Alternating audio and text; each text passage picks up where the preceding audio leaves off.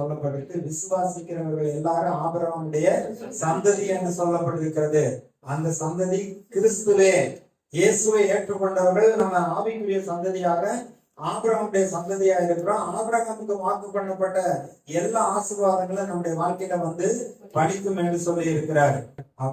அவருக்குள் நம்ம ஆசீர்வதிக்கப்படுகிறோம், மேன்மை பாராட்டும்படியாக கர்த்தர் வைக்கிறார். அதே பழைய ஏற்பாட்டுல சகரியா தீர்க்கதரிசியின் புஸ்தகம் 8வது அதிகாரம்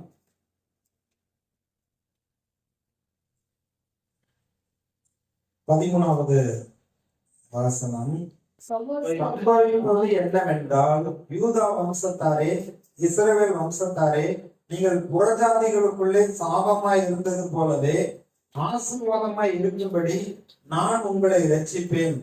பயப்படாதே, உங்கள் கைகள் கடப்பட கடவுது. சகரியா தீர்க்க தரிசனம் சொல்றப்பெல்லாம் பாத்தீங்கன்னா, இஸ்ரேல் மக்கள் ஆலயங்கள்லாம் இடிக்கப்பட்டு அவங்க புறஜாதியா இடத்துல போய் அடிமையா இருக்கிறாங்க, சிறையிருப்புல இருக்காங்க. அப்புறம் கொஞ்சம் பேர் எஸ்ரா நெகேமியாவுடைய காலத்துல ஆலயத்தெல்லாம் எடுத்து கட்டுகிறார்கள். அப்ப இந்த தீர்க்க தரிசனம், நீங்க எப்படி புறஜாதிகளிடத்துல நீங்க சாமமா இருந்தீங்களோ அது போல ஆசீர்வாதமா இருக்கும்படி நான் உங்களை ரட்சிப்பேன்.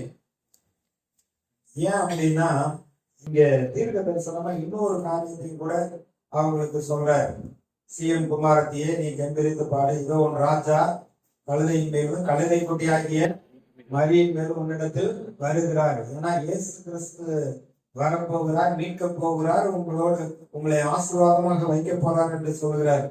அப்ப இந்த இடத்துல அவங்க சொல்றப்ப, உங்களை ஆசீர்வாதமா இருக்கும்படி நான் உங்களை ரட்சிப்பேன், பயப்படாதீங்கள், உங்கள் கைகள் திடப்பட கடவுது.